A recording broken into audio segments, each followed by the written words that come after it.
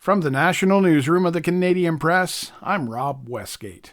Wildfire evacuees can return home today in Alberta and Manitoba. Officials in Fort McMurray, Alberta, ended their evacuation orders for 4 southern neighborhoods, along with an evacuation alert for the rest of the oil sands hub. Some 6,600 residents were forced out by the fire threat on Tuesday. In Manitoba, residents are being allowed to return to areas around Cranberry Portage. Fire continues burning near Flin Flon, but officials say the fire line closest to Cranberry Portage has been brought under control. In British Columbia, meanwhile, 2 wildfires continue threatening the northeastern BC town of Fort Nelson, which remains under an evacuation order. Jason White, The Canadian Press.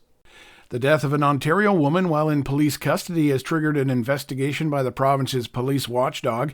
Officials with the Special Investigations Unit say the woman, who was wanted on outstanding warrants, passed out while officers were taking her to jail a day after her initial arrest. The 28-year-old woman was rushed to hospital but ultimately pronounced dead.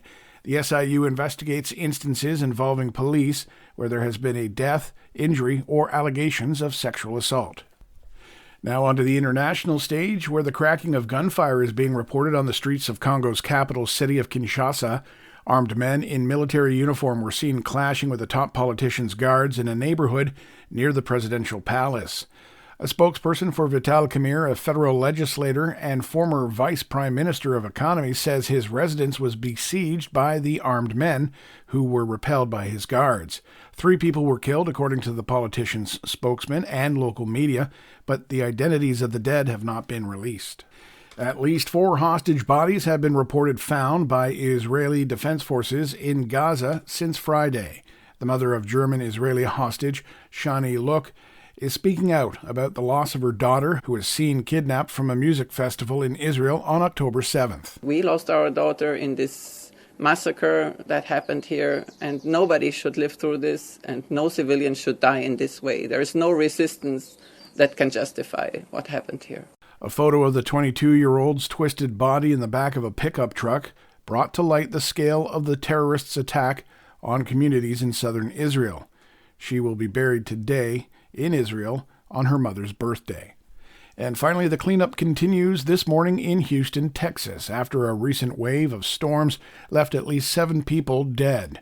Efforts are being hampered, however, by the lack of power in some areas, as well as a smog warning and scorching temperatures.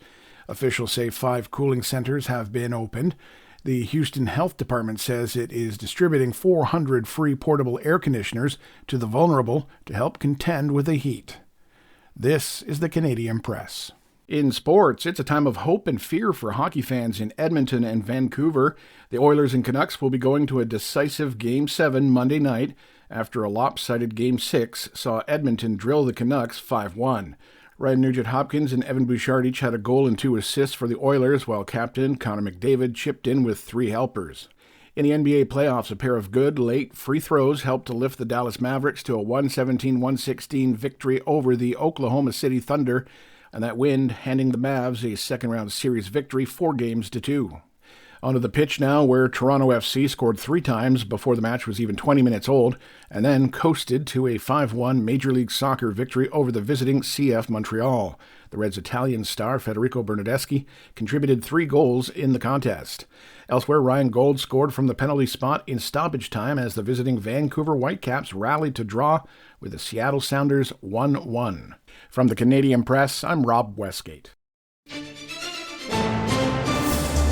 Thanks for listening. Don't forget to follow and subscribe. For more of today's top stories, visit thecanadianpressnews.ca.